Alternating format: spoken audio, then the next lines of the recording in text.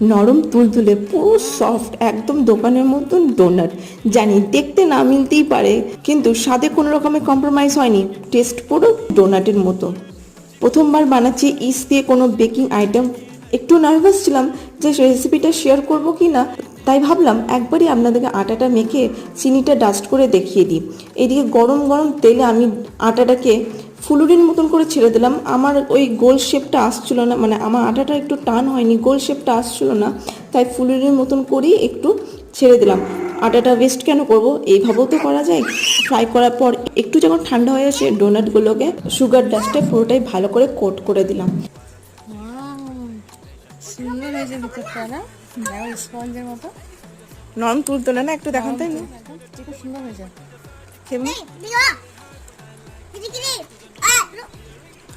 বলুন। এত স্পঞ্জ মনে হচ্ছে এখন নরম তুলতুলে।